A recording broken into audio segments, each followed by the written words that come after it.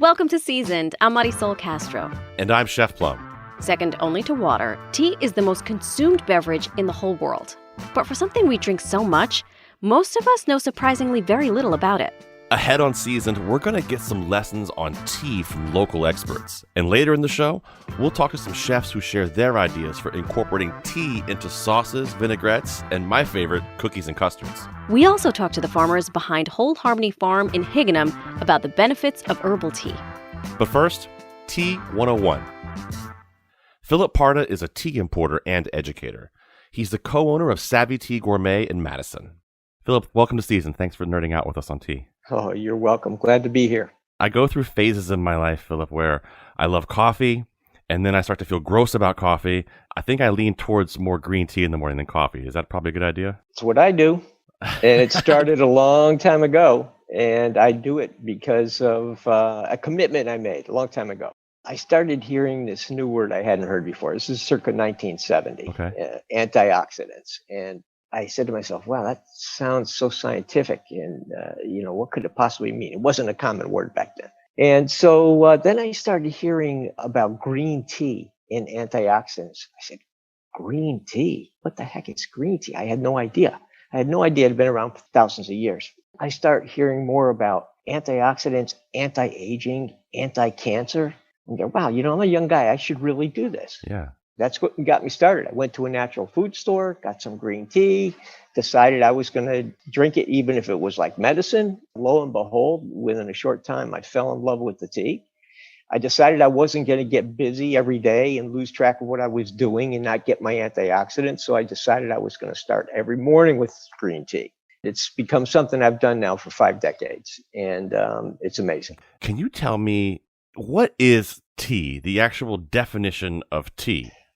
So tea is, the botanical name is going to be Camellia sinensis. That's what I thought too. I was going to say that phrase to you, but yeah. And there's 2 major varieties, just to make it more complicated. So there's Camellia sinensis and Camellia sinensis assamica. So these are 2 major varieties, and from those there are more cultivars. Okay. But primarily, all tea comes from Camellia sinensis.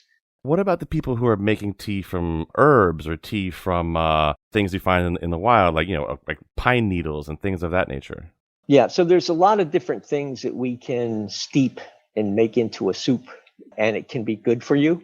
But the thing is that when you hear about health claims, either newspaper, radio, TV, whatever, read in a book about the health benefits of tea. Sure. What they're referring to is Camellia sinensis. Gotcha. Okay. So they're actually talking about like tea that we know, green tea, black tea, like actual tea leaves, right? Yeah. People come into the shop sometimes and they'll say, oh, I'd like a mint tea. And I'll say, I know exactly what they mean they want. And I give them what they want. And if the opportunity presents itself, I'll mention, oh, by the way, that's not green tea.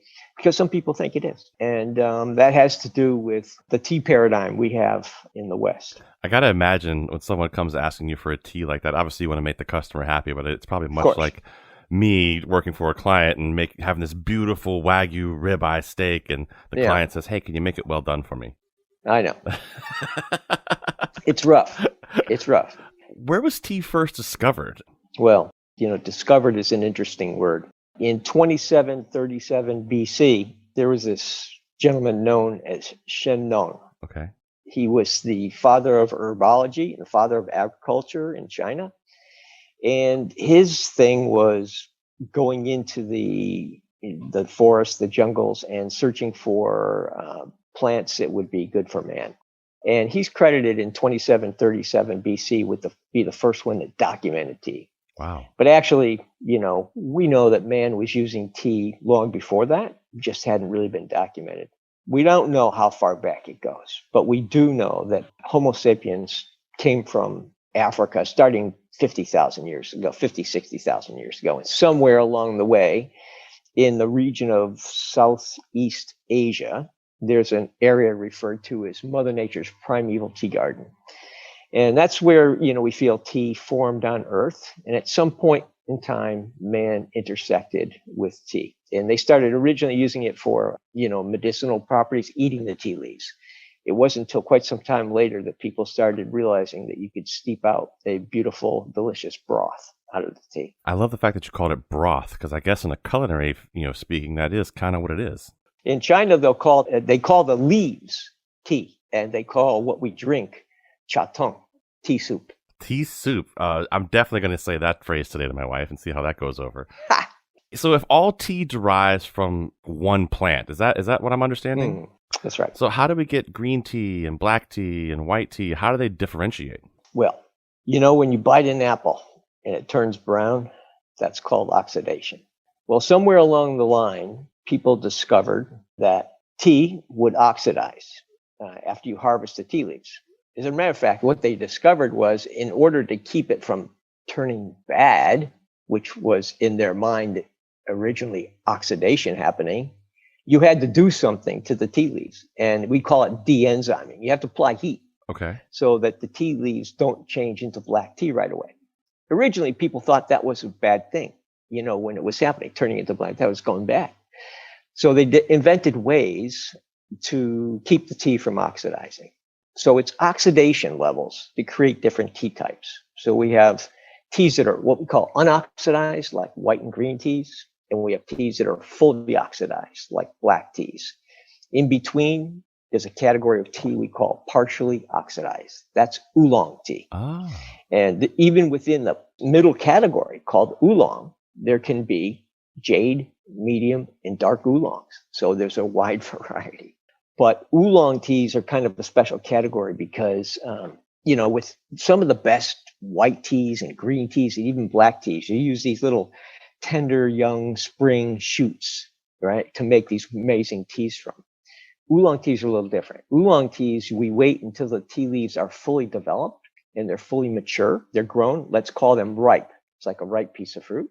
So the organic compounds inside the leaf have developed to the point where they're ready for the tea master to collect those tea leaves and put them through a process that has been developed over a long period of time that creates amazing aromas from oolongs. So oolongs, the importance of those are these beautiful aromas that come from them. So it's kind of like poo-poo to be adding anything to an oolong.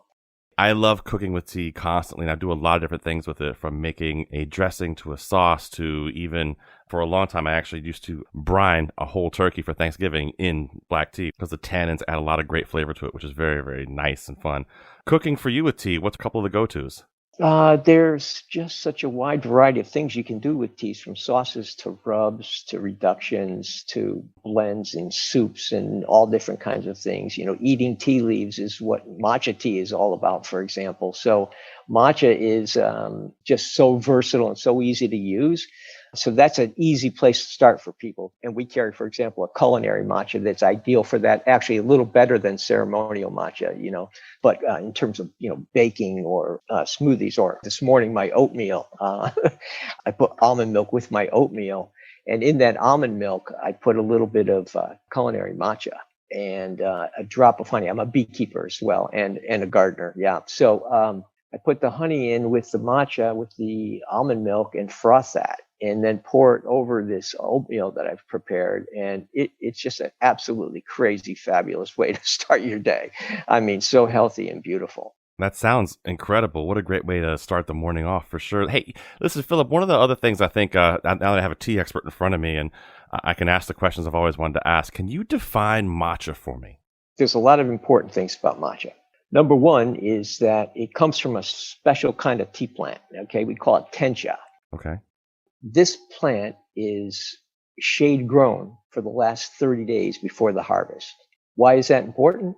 During that last 30 days when it's shade grown, the plant becomes stressed. And what it does is it reduces polyphenols in the tea, which you would think we would want, but it increases this incredibly valuable amino acid. It's called L-theanine. It is immensely good for us. It creates this flavor we call umami, salty, seaweedy flavor. Yes, it's so beautiful. And it has proven to lower blood pressure, has a calming effect, works in synergy with caffeine in tea to make it enter our bloodstream further down our digestive tract, which gives us a complete different effect from. Matcha, when you normally throw your tea leaves away after you're steeping your green tea or whatever tea you have, with those tea leaves, you're throwing away what we call non-water soluble vitamins and nutrients that are locked into the solid part of the tea leaf. They never come out. But with matcha, because it's stone ground into fine little pieces, when you drink the matcha, you consume the little particles of tea leaf, right? Okay. Your body breaks them down, you digest them. And as a result, you pick up not only the steeped out benefits, but you also pick up extra vitamin E, beta carotene, lots of other vitamins, nutrients, especially things like L-theanine. And so for someone who is a beginner with tea and they want to start drinking matcha, how do you recommend that? It's just steeping it in water, just mixing it? What's the best way to drink matcha for a beginner? I would try to get someone to try a tea that we blend called Imperial Jade. It's a whole leaf green tea, but we blend matcha with it. And what that does is it makes it steepable. Normally with matcha, what we do is you use a matcha bowl and a matcha whisk, just like it's done in the Japanese tea ceremony, right? So you'll put a little bit of matcha into your matcha bowl and add about that much water. Yeah. And we froth with a special bamboo whisk. It creates a foam. That foam is really important. You add a little bit more water again and you froth again into more foam. Then you drink out of your matcha bowl. Out of the bowl. You get that foam on your lips intentionally. And what happens as you sip away and you enjoy that beautiful matcha, you swirl your bowl so you get it all. And as you do that, that coating is drying on your lips. When you lick your lips, you get this beautiful burst of salty seaweedy umami. Yeah, fabulous. So that's a beautiful process, but we're not inclined to do that every morning. And for someone just getting into it, it's a bit of a barrier. But with this tea that I was mentioning, the Imperial Jade, what we do is we make it for this reason, because it makes it, and I have it many mornings. I have about a lineup of maybe 8 different green teas I rotate. And different. I wake up in the morning, like, oh boy, which tea today? Because each one's distinctly different with its own character. Yeah. But on that rotation is Imperial Jade. Yeah. Because why? It's wonderful. And you get a great experience with it. I definitely want to talk about matcha because the popularity of matcha is growing so much now, and I'm glad to kind of have that breakdown of it. I appreciate that. I got to tell you, when we first opened our shop in 2008, I was begging people to drink matcha. Now it's amazing. Over the period of time since we've been doing a tea business, right? We have developed this community of people that started with small amount of tea knowledge that are now, it's just so uplifting for me to see them, the teas they're drinking, the appreciation they have, the way it's changed their life. Oh my gosh, it is gratifying. Really, really super. Now, listen, Philip, when you started out, you were somewhat of an evangelist for Chinese teas because Americans didn't know much about them. What do you wish Americans knew about the Chinese teas you love so much that might help them, deepen their appreciation? Yeah, well, that's an easy one because it's what got me way back when, circa 1970. When I started drinking green tea, I did it, of course, those antioxidants, right? That's what I wanted. The thing that really started to make me amazed with tea was when I realized that there were different types of green tea. People went to great lengths to shape tea leaves in different ways to create not just different appearance, but different cup characteristics. From famous growing regions, just like wines, right? Wines from these incredible terroir around the world, right? Now people take them and they process them. Well, this is what happened with the tea leaves. Once you start looking at the shapes of these leaves, saying, why are these like this? It's just unbelievable what you begin to discover as far as tea character. And so that is why I'm so gratified by these customers in our tea community, because they've learned this and I've seen them just flourish. They just like, oh my God, this is not just incredibly healthy. This is embellishing. I mean, this makes your life, it's like, bird watching or music or fine food. This is an enriching thing. You can drink as much as you want and it's still good for you. That was Philip Parda, co-owner of Savvy Tea Gourmet in Madison. Philip is a tea importer and educator and hosts tea tastings online. Our next guest's family-owned tea company is one of the oldest in the whole country. Simpson & Vail started as a mail-order tea business in New York City in 1929. The Heron family bought the company in 1978 and eventually relocated to Brookfield in the 90s. Today, the Heron kids have taken over the family business from their parents who've retired. Jim Heron Jr. is the co-owner along with his sister Cindy. She's an herbalist, and Jim is a master tea blender. I asked Jim how he trained his palate to taste and blend teas. Yeah, it helps if you taste stuff separately. After a while, you'll know what goes into a blend. I sometimes try and think of what I want in a blend and how it will taste, and then I'll play around with different teas or berries or whatever. Like the proportions, you'll pick 3 or 4 teas that you want in a blend, and then you'll play with the proportions. And sometimes that works out, and other times you're like, scratch it and back to the beginning. Do you remember what your first blend was when you were you made it and you're like, this is it, this is delicious, I have accomplished this, I've made a tea blend that is tasty? English breakfast would probably be one of the ones I remember the most of. We were buying a blend from somebody, from an importer, and he ran out. And I'm like, oh, well, we can't be out of English breakfast. So I made up this blend, and it's 6 different teas. I was really proud of it. I was like, this is really good. And I was surprised. That was many years ago. But yeah, still have the same blend, still using it. So I love that. I mean, because it's so funny how things can change over time. I know even making a great sauce or something that I've made 1,000 times, it's always a little bit different. Well, that's the thing with tea now, because it's agricultural. So every year, those 6 teas, they could just be tasting just a little bit differently. Is there a little margin for error on your end of it because of dealing with something that grows? I guess our customers expect a little change, not too drastic. Lipton does it differently. They blend all their teas to taste exactly the same. How is loose tea different from what's in those, tea bags you buy from the grocery store? So those tea bags, they've been cut down into fine powder or ground down. And sometimes you're not getting the best leaf. Sometimes what they'll do is if it's machine picked, they'll just cut the top of the tree. So you'll get the tea leaves plus the branches. So that'll give you the woody taste. And that's actually the stalk from the wood. Oh, interesting. Depending on the company, it depends. There's good companies out there. There's others that are they're just interested in mass producing. I tell people all the time, when it comes to black pepper is my kind of go-to example of this. When you buy pre-ground black pepper in the grocery store, and again, people have to do it, I understand. When you buy that could have been ground 15, 20 years ago and sits in a big vat, and they refill these containers and send them out to the store.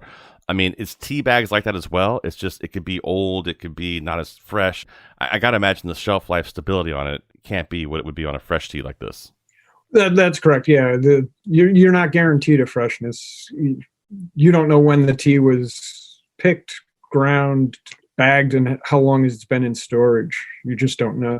Do you ever get requests for exclusive blends for people? We do special blends for people. So we'll try and match blends, or if they have something they have in mind, we'll try and match it. But we do. We've got a little black book out in the front in the store where we write people's names down with their blends, and they'll just call up and we'll pick it up. We'll make it for them. Well, maybe you can help with this, because this is the age-old question when it comes to tea. True or false, tea has more caffeine than coffee? False, per cup. Per cup. True, for pound. So a pound of coffee, you get 50 cups. For a pound of tea, you get 200. Oh, so if you drink more of it, obviously, then you have more, volume versus weight. I get you. Well, that tea is always less per cup. Okay. All right. And now, does green tea have more than black tea? Do the different types of tea have different varying degrees of caffeine? Oh, sure. Actually, white tea has the most caffeine, and that's because they're picking the leaves at the top of the branch where the caffeine's concentrated. So white has the most, followed by black, oolong, and then green. Green's usually the least amount of caffeine. Interesting. So when a person buys a package of tea from Simpson & Vail, there's instructions for steeping it. And do certain teas steep for a different number of minutes or a different temperature? Can a tea be oversteeped? And can you fix it if you oversteep it? Yeah, there's different temperatures for tea. Like we tell people, black tea, depending on your taste, 3 to 5 minutes. 3 minutes is usually enough at boiling water. Green tea, don't boil the water. If you do, it'll turn out bitter. Back in college, my parents sent me green tea bags, and I of course, boiled the water, drank it. I'm trying to stay up at night doing finals and stuff. And I was like, God, this stuff is awful. What are we selling? Then later on, I find out, no, Jim, it's just you. That's just your fault. That's fantastic. So, well, if you do oversteep it, or if you pour the boiling water into the green tea, is there any way to bring it back once you've done that? Or is it just start over? No, your quick fix is to add some cold water to it right away. Okay. Just to bring the temperature down real fast. That's my quick fix, because I've done that still. Yeah, that makes a lot of sense. Same thing with, if something's too hot, add something cold to it. I mean, rocket science, Chef Plum. Good thinking. Hey, so how do you teach people to really taste tea? Like, if they want to get everything out of it, the experience, I mean, do you have to get like in a Zen state of mind, light some candles, sit down Indian style, and just get in the place for it? Yes and no. You want to just try and block out everything and just concentrate on what you're tasting. I'm sure it's the same with you. You just can't be interrupted all the time while you're trying to make a recipe. I tell people that, but no one listens to me. They don't listen. We're joined by Jim Heron Jr. He is the co-owner, along with his sister Cindy, of Simpson & Vale in Brookfield, one of the oldest tea companies in the country. Jim and I are discussing the Zen mindset we have to be in to taste tea appropriately, and I'm saying that in jest, but I read that tea leaves get better with age, Jim. Is that true? It depends. Usually we tell people like 2 years from the date picked is good. But if you store it in a, like, even vacuum seal, or in a tin in the shelf where it's trying to keep out light and air, it can last a lot longer. We had a customer, his dad passed away, and he was cleaning out the closet, and he said, "Oh, I'll keep this tea." It was 6 years old, and he said it was the best cup of tea he's ever had. Wow. And that's just because his father stored it correctly. So sometimes tea can age well, but you really have no clue if it's going to until you try it later on. What's the first tell that, hey, this tea has gone bad?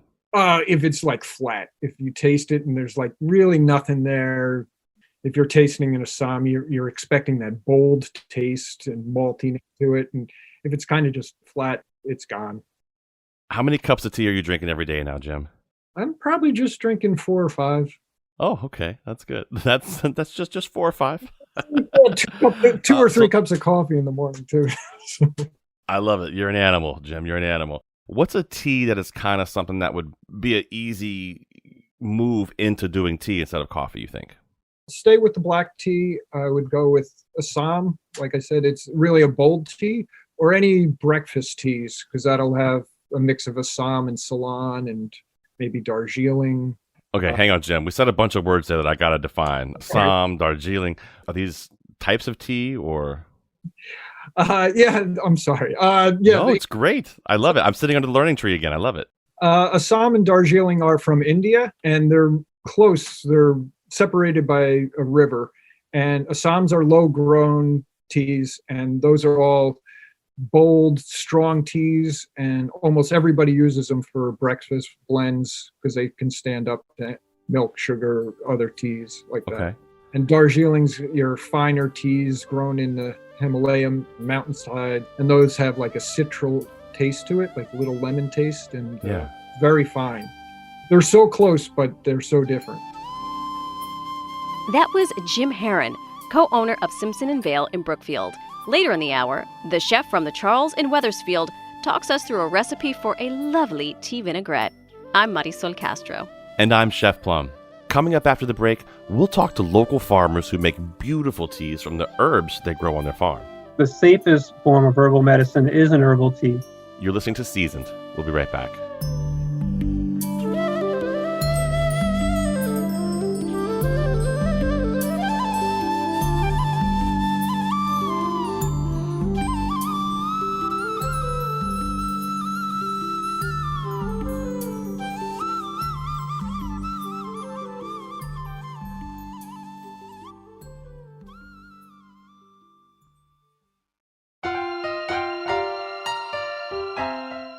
Welcome back to Seasoned. I'm Marisol Castro. And I'm Chef Plum. We have had all kinds of farmers on this show. Vegetable farmers, kelp farmers, oyster farmers. Today, we're adding tea farmers to the list. Stacy Wood and David Soul own Whole Harmony Farm in Higganum, where they grow most of the herbs they use in their line of herbal teas and tonics. Stacy is trained as a traditional Chinese herbalist.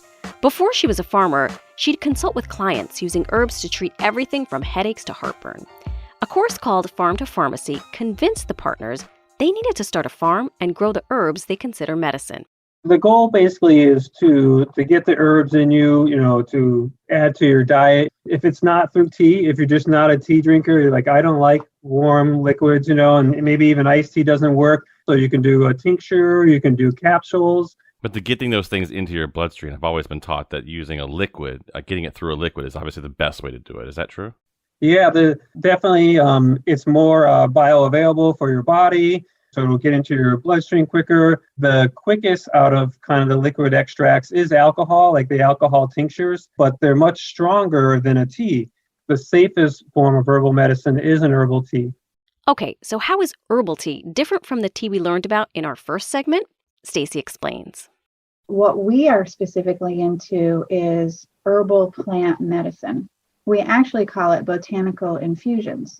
But it's the same premise where we're taking dried herb that we grew and we put it in boiling water and we steep it for 10 minutes covered. During that process, the boiling water for our particular tea, because it's different with others, but our tea, boiling water is critical because it releases the essential oil in that plant. The essential oil in that plant is also known as the plant's immune system. That's the medicine or the magic, so to speak. That is what's going to help bring you back into balance. Tea almost can be more used like a technique more so than an actual thing. So if you have herbs, you're going to make a tea out of them. That's almost like it's like a verb. Yeah, I was going to say it's more of a verb than a noun. Absolutely. I like ginger tea because I like the way it makes my belly feel. Run down some of the herbs that you work with and what they help humans with, or maybe even some of our canine friends. My sister has to give her dog tea because she's crazy. Your sister or the dog? Both. Gotcha. There's definitely different classes of herbs. A couple of the common ones we hear are carminatives. So like your ginger tea, and that would be cinnamon, cayenne pepper. A lot of the spices are carminatives. There is nervines, which basically is anything that will work on your nervous system, either repairing into the cellular sense, repairing nerves, or even calming or relaxing nerves. So those are mostly like your stress teas. And then there's a couple other classes, some tonic herbs and vulneraries, there's a couple others, but those are the main ones we usually stick with. On the farm, some of the main herbs that we grow, Tulsi Rama, Tulsi is probably our number one herb, which is also called holy basil. It is a basil. So it would grow similar to like your typical Genovese basil that you were going to grow in the garden. It looks, and maybe even flavor-wise, is more like a Thai basil without the spice. There's some like citrus notes in it, like a little bit of some peppermint notes. And we use it mostly in the base of a lot of our teas. I would say 75% of our teas use Tulsi as the base. Another herb we grow a lot of is lemon balm. And lemon balm is one of those nervines. It's calming, relaxing, and of course gives that wonderful lemon flavor to a tea. So if you have maybe a Tulsi and a lemon balm mixed together and you make a tea out of it, it almost tastes similar to a green tea with a little bit of lemon added to it. But it's going to be calming and relaxing. Another herb we grow is skullcap. This is also another nervine from the mint family. And it almost looks like a mint plant, but it's a little more bushy and has these beautiful purple flowers. It does grow wild along the Connecticut River. We cultivate it. We usually do not wildcraft. We try to cultivate all our herbs in the field. And most of it is started in the greenhouse and then transplanted out into the field. Another herb we grow is nettles, actually stinging nettles. One of the weeds that most people probably try to get rid of out of the yards or growing around their compost piles, because it will sting you.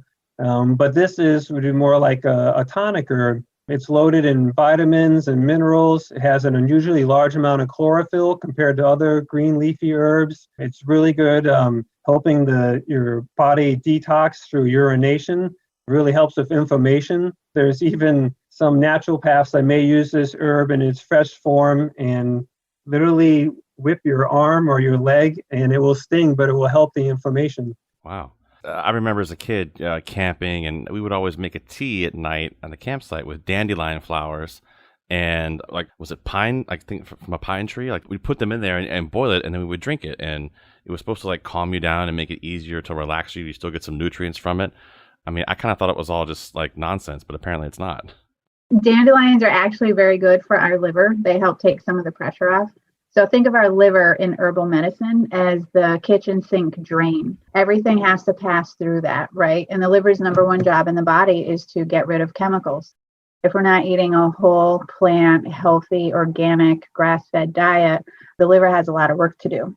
So our job, we have this beautiful tea called our Good Riddance tea, but it's loaded with the class of herbs that Dave was talking about. Nettles is in there, the nourishing, but also draining one, but then dandelion root and burdock root. So they help the liver do its job better in a soft, gentle way. Because the last thing our liver needs, and mind you, this is all in herbal medicine, not in modern medicine, but the last thing our liver needs is more inflammation, more friction. So going at a slow, nutritive pace versus a purge, a quick, fast purge is always better.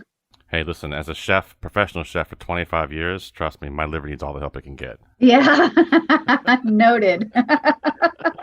It's interesting. Yeah, I'm not a professional chef and my liver's shot. It's interesting to hear you talk about this dandelion and liver. I had my gallbladder taken out and I had an herbalist say, I wish we had met 10 years ago. I could have saved you. And then she was like, now you need some dandelion. Mm. But in hearing you talk about all of this, last year, I felt, at least in my general community, a lot of folks were turning to something to boost their immune system, right? We had this pandemic. We had no idea what it was going to happen.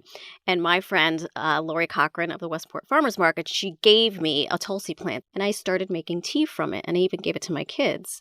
So what were you seeing during the pandemic? Were you concocting different teas? And if so, what were they? Yeah, we have a tea called the Immune Builder, and the base is Tulsi. So your friend was definitely right on. It has echinacea. There's actually two different kinds of echinacea. Cinnamon, ginger, cardamom, lemongrass, yarrow, peppermint. And there's astragalus. Sorry, I forgot that one too. And elderberry. Sorry about that. Thank you. We do grow elderberry. We do grow our echinacea. Echinacea is probably one of the number one known immune stimulant herbs. It's also called the coneflower. So many people may have those growing in front of their house and may not even know that that is actual echinacea and it's a medicinal plant. Actually, you can find out very quickly its medicinal powers by eating any part of the plant. If you, even the petals, the stems, the leaves, we use the roots, which are the strongest, but all parts of the plant are medicinal. But when you eat them, your mouth immediately will begin to tingle and you will salivate a little bit. And that is the stimulation of your immune system. That those reactions from the plant cause your immune system to be stimulated. And you can feel that right away because we get that a lot. You know, how fast do herbs work? They all work instantly. Same as when you eat food, it's doing something instantly in your body. Just some of them are much stronger than others and you can feel them right away. I do want to mention one other thing. There's a funny fact. We were talking about dandelion. So we do not grow dandelion on our farm. We actually buy that one. It's one of the herbs we do have to buy. We tried to grow it. I could not get it to germinate. And even the ones that germinated, they just weren't happy out in the field. It doesn't want to be pampered at all. And we're starting the seeds in a perfectly, watered tray in the greenhouse at perfect temperature and everything did nothing for them. Where vegetable plants, tomato plants in the greenhouse, instant germination, they're growing perfectly.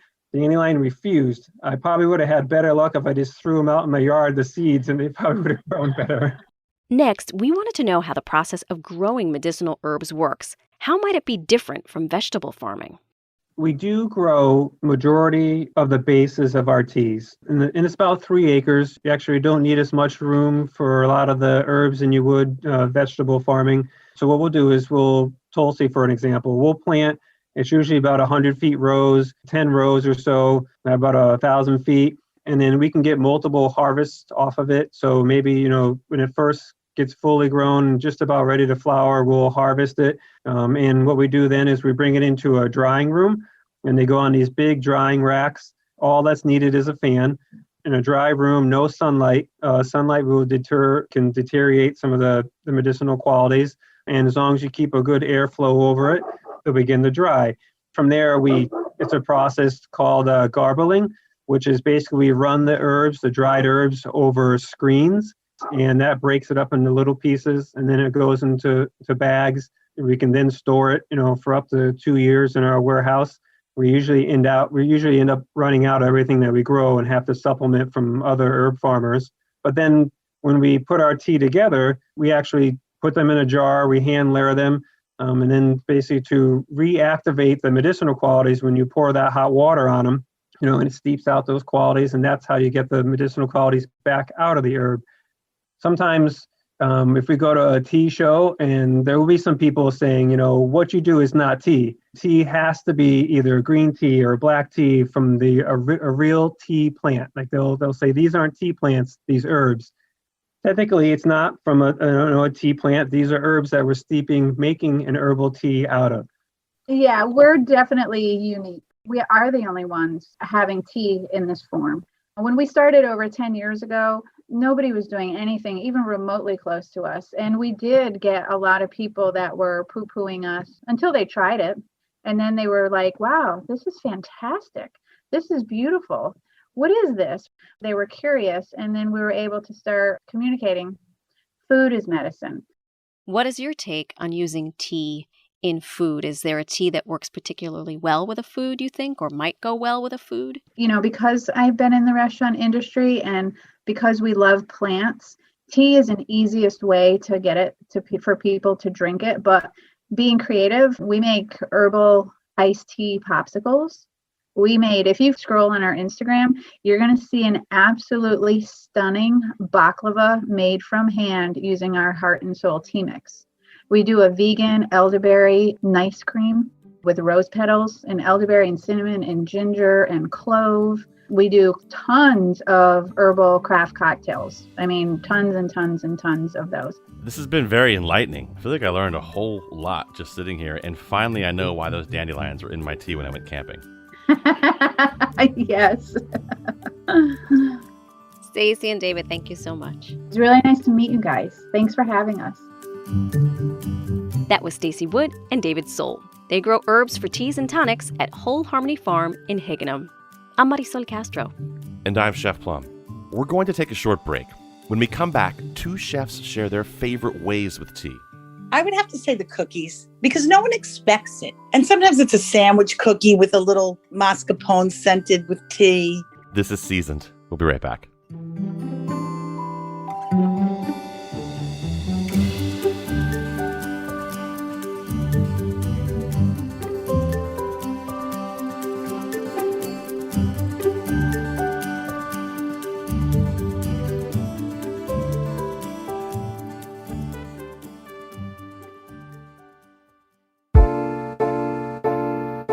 Welcome back to Seasoned. I'm Marisol Castro. And I'm Chef Plum. To a chef, tea is not just an aromatic drink, it's an ingredient. Chefs have one essential question for every single delicious plant they encounter. What can I make with this? Yeah, so I put that question out on Facebook, and several chef friends replied. First, Tom Caldy is the executive chef at the Charles in Old Wethersfield. We Zoomed while he was on break from the kitchen. He talks us through his hibiscus rose tea vinaigrette, which he uses over roasted beets. It almost started out as like a gastrique type thing, but realized that I could actually still get the aromatic from the tea as well as, still have the oil in there to make it more of a traditional vinaigrette. Yeah, really, it's very, even for, the home cook, it can easily be adjusted. The one we're going to be talking about today has hibiscus and rose, but you can even use Earl Grey, whatever your favorite tea is, and kind of run with it. I made it first time in Las Vegas when actually a lady used to make Jamaica, which is like a sweet and sour tea made from hibiscus. And I was like enamored by it. And I was like, okay, so how can I do this and, kind of apply it to a dish? And we added the rose in there, a little bit more acidity than that with earthiness of the beets. Typically I accompany it with goat cheese and maybe some sort of toasted nut like hazelnuts, for instance. But once again, that's just one aspect. You see a lot of people doing smoking and brining. Tea has a lot of functions. It's not only for flavor, but also, the aromatics that you get from it. It's almost like a a version of a white truffle where, sometimes maybe the flavor is subdued a little bit, but the aromatics are really what you're going for. Yeah, totally. For Thanksgiving time, before I started frying turkeys, I would always brine my turkey in a sweet tea mixture, actually, like Southern style sweet tea. I let it sit in it for about 12, 14 hours. And Nice. It adds a lot of flavor, and those tannins really add some flavor to it as well. How do you personally, like we talked about smoking and obviously making the vinaigrette, but cooking with tea, what's something like some applications you use it in aside from, making the vinaigrette? Once again, I mean, sometimes it's easier to just treat the tea as you kind of normally would. I mean, some sugar and base liquid. I mean, that can be, something that just gives, again, the aromatics to a dish. Could be a finishing liquid on a fish dish, for instance, depending on how light or heavy you go. That's one of the coolest things. There's so many varieties of teas that really the possibilities are endless. You could pair it just as easily with duck or, any game meat as you can, seafood and other things. But what we're always trying to do is just extract the most flavor out of anything that we can. And tea obviously is a very concentrated version of it. So it's still a great tool to have. And, and then, like I said, there's the smoking of things that, imparts that subtle hint of whatever it is that you're using. Right. Using hibiscus or green tea, it kind of adds those hints to it. You can make it so, but I mean, it's never overwhelming. So just having this, lovely nuance to whatever dish you have, really kind of makes someone say, what is that? That question mark of, this seems familiar, but I don't really know what's going on. So. I've actually made almost like a beurre blanc using tea before, where I would reduce down some black tea. I'm not talking like reduce to a cuisson, but like just reduce it down and then mount it a little bit, which means add butter to it. And then it comes out really nice to put on top of actually a roast chicken is how I did it. I did a really simple, nice herby roast chicken and just reduced some tea, a little bit of butter, and it made a really cool sauce. Definitely not like a beurre blanc, but the same idea. No, absolutely. See, that's one thing I haven't thought of. This is why we have these conversations. That's right. That's right. The dish that we're talking about today, just run through it for me really quick. I probably should just start with that. This beet dish with this vinaigrette. Tell us about that a little bit. Salt roasting beets is a really good route to go. It has, kind of ionizes the salt, so the salt penetrates into the beet, and you kind of have this internally seasoned beet to begin with. So for the actual vinaigrette, what I start by doing is taking the vinegar. In this case, I use a white balsamic that's the lower on the acidity side. Put that on the stove with a little bit of sugar, and then pour it over the rose and hibiscus tea. Let it steep for just maybe 5 or 7 minutes, then cool it, and then basically just emulsify it like you would a normal vinaigrette. Keeping it really simple. This recipe doesn't have too many items in it, and that's intentional so that you can kind of get that herbaceous sweet quality of the actual tea itself. And with beets having that earthiness as well, I mean, it's almost like this umami type bomb of earthiness, tea, everything, and then the things that you can accompany the actual salad with, the cheeses, the nuts. You're just kind of bumping that up a little bit. So it's tried it one day and kind of worked, and started doing it after that. So. I love roasted beets. And I'll tell you what a great dish for people who are home cooks to make at home. Tom is actually giving us the recipe. It's going to be posted at ctpublic.org/season.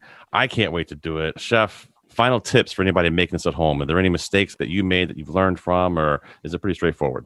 The one thing you might want to watch is the amount of time you're actually steeping it. The tannins, the bitterness can kind of come out if you oversteep it. So whatever tea you're using, I mean, even if you look at the back of the box or whatever it may be, the key is just trying to keep it in that reasonable time frame where you're not pulling out all the lesser qualities that you'd like to pull out of the bitterness of the actual tea itself. But other than that, I mean, if you can brew a cup of tea, there's plenty of things you can do with just that. So thanks, Chef. Thanks, Bum. I appreciate it.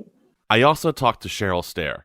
She is the caterer extraordinaire behind the Art of Eating and a legend in Bridgehampton, New York. Thanks for joining us and sharing your ideas for cooking with tea, Cheryl. You're welcome. Glad to be here. You make a peanut sauce, or you use tea in a peanut sauce. Can you tell us a little bit about that? It's just the standard peanut sauce that people put on noodles or grilled chicken, but I change it up depending on what else is going on the menu. And it's usually too thick. So besides all of putting mirin and other things in there, sometimes I thin it with a beautiful jasmine tea for those notes. Or there's a tea that I get in the village at this tea shop called Sun's Organic Tea. And I get what they call fun tea. And it's got orange and marigold and mango. Sounds delicious. Oh my gosh, it's so delicious. And I mix it with a little lapsang souchong for a tiny bit of smoky flavor, then thin the peanut sauce with that. Wow. You're absolutely right. Sometimes those peanut sauces are way too thick. And, I've never thought of actually putting tea in there to thin it out. But wow, that makes a lot of sense. And it doesn't really even dull the flavor. If anything, you're adding a lot more of those floral notes kind of in the background, aren't you? Yes. Floral, sometimes it's a little spicy depending on the tea. And not just flavor, there's a depth from the tea also. You'd also mentioned about doing some custards and cakes and cookies and stuff. Can you give us an example of, something you might put tea in as far as like a dessert? Well, we do a lot of cookies with teas. We make shortbread cookies with lavender tea, chamomile tea, Darjeeling, really any kind of tea, anything you want, chai. And do you use the tea kind of in place of the water aspect on the recipe? No, we infuse it into the butter. Oh, okay. Now we're getting to the nitty gritty here. Talk about infusing it into the butter. How do you do that? We just melt butter in a pan with the tea, very, very low heat. When you can smell it and taste it a little bit, then we just let it cool and strain it and then let that butter set up again and then use it just like we would use any butter. Cheryl, I feel like you always have some kind of trick up your sleeve. What's a great idea? Actually, a chef that worked with us, he was doing it and then forget it. Once you do it once, you just start figuring out what else can it go in? How else can I do this? And I just need a client to say something to me like, I love Darjeeling tea. You say, oh, okay. I have an idea. Yeah, or you can infuse it into milk and make a custard for Boston cream pie, but it's switched up because that flavor's in there. And of course, you can use matcha and you could probably do like an Earl Grey creme brulee or something like that. Earl Grey, the favorite tea of all. Yes, definitely you can do. And we've done creme brulees with teas also. This is fantastic. Now, obviously, to smoking with tea, as chefs, we all talk about smoking with tea, using green tea, using black tea, making that little pouch. Can you talk about that for a second? Because I know you've done that a couple of times. Usually we just put it in cheesecloth and it's damp and put it in with other wood too. I usually don't use just tea because I personally have had a hard time keeping it going. Especially when it's wet. It's a pain in the butt to keep going. I usually add little wood chips to it as well. But that tea does add some pretty fun notes to, especially with duck, I think. Oh, duck, bluefish. It works with bluefish. Fruity teas I like with bluefish. I haven't used it on any vegetables. I'm sure you could. Works great on those. And what do you think is your favorite thing to make with tea? It's such a weird question to ask chefs and people who work professionally because it's picking a favorite thing you make with such an odd ingredient. You really got to think back to all the things you've made with it in the past. But do you have one? My favorite thing to make with tea is a beautiful pot of properly steeped tea, which is a whole ritual that I enjoy very much. But I would have to say the cookies because no one expects it. And sometimes it's a sandwich cookie with a little mascarpone scented with tea. Yeah, I'd have to say it's the cookies. I love the idea of doing it with cookies and steeping it with butter. That's 100% going to go in my repertoire, and I recommend you guys at home try that as well. Cheryl, I can't thank you enough for your time and taking a few minutes. I know how busy you are and hanging out with me and chatting a little bit about tea and baking and smoking and putting it in custards. I love this conversation. Thanks, Plum. It's nice to talk to you. Thanks for having me. That was Cheryl Stair, co-owner of Art of Eating Event Planners and Catering in Bridgehampton, New York. Plum, if you end up baking some of Cheryl's favorite tea cookies, you know exactly what to do. Bake an extra batch for me. Who wouldn't love a tea-infused butter cookie situation? I'm Marisol Castro. And I'm Chef Plum. I am not sharing any cookies with you, Marisol, sorry. Seasoned is produced by Robyn Doyon-Aitken and Catie Talarski. Our interns are Zshekinah, Collier and Joseph Vazquez. Thanks for listening, everybody. See you next week.